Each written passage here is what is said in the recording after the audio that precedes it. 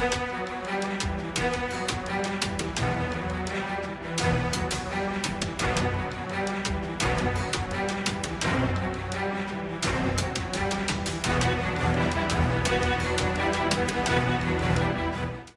शहरात वाहतूक शाखेकडून जानेवारी ते एप्रिल 2026 या कालावधीत मोठी कारवाई करण्यात आली आहे। या कारवाई दरम्यान बेकायदेशीरपणे धावणाऱ्या 48 रिक्षा आणि 40 दुचाकी जप्त करण्यात आल्या।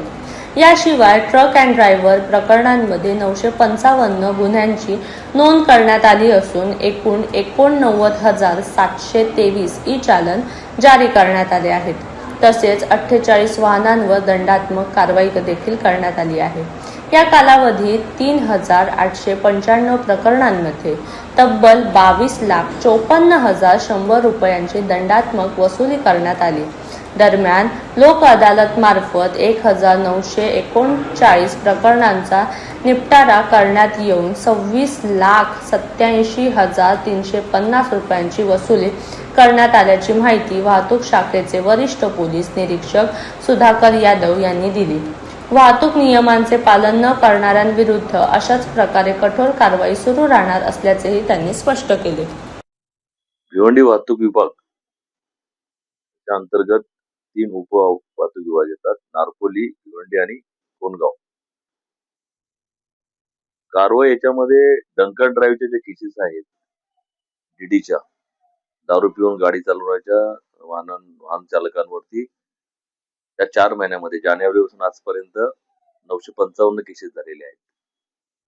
ई चालनद्वारे 89,723 ई चालनद्वारे केसेस झालेले आहेत। आरटीओ आणि ट्रॅफिक पोलीस यांच्या संयुक्त अभियानाद्वारे 48 रिक्षांवरती कारवाई झालेली आहे।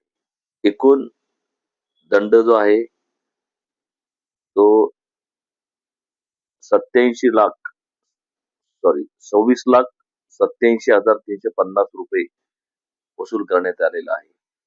लोक अदालत मध्ये तिन्ही उपवाहतूक विभागामध्ये वाहन चालकांना हेल्मेट वापरण्याबाबत, लायसन वापरण्याबाबत, दारू पिऊन गाडी न चालवण्याबाबत, रिक्षा चालकांना सगळ्यांचं आपण इथे त्याविषयी त्यांना माहिती देऊन वाहतूक नियमांचे पालन करण्याबाबत आपण सूचना देत असतो। पण तरी सुद्धा केसेस नेहमी चालू आहेत। त्या केसेस कंटिन्यू चालू असतात। असं काही ठराविक पिरियड किंवा असं टार्गेट वगैरे काही नसतं।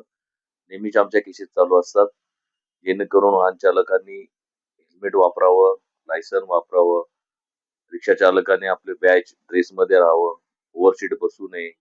अपघातामध्ये ओव्हरसीटमुळे अपघात होऊ शकतात, त्याच्यामुळे त्यांनी ती रिस्क घेऊ नये जनतेच्या जीवनाविषयी। त्यांना याबाबत सूचना दिल्या जातात, त्यांची मीटिंग घेतल्या जातात वेळोवेळी। सर्व ट्रॅफिक उपयोगामध्ये या मीटिंग घेतल्या जातात। केसेसच्या असं जे वाहतूक नियमांचे पालन करत नाही त्यांना ई चलनद्वारे नेहमीच केसेस चालू असतात। दारू पिऊन गाडी चालवण्यावरती सुद्धा नेहमी केसेस चालू असतात। त्यामुळे नेहमी केसेसचा आमचा हा रेट वाढतच चाललेला आहे।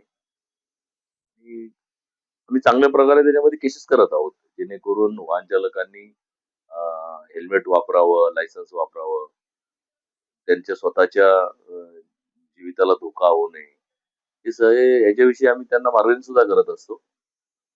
नेहमीप्रमाणे आमचे केसेस चालूच असतात।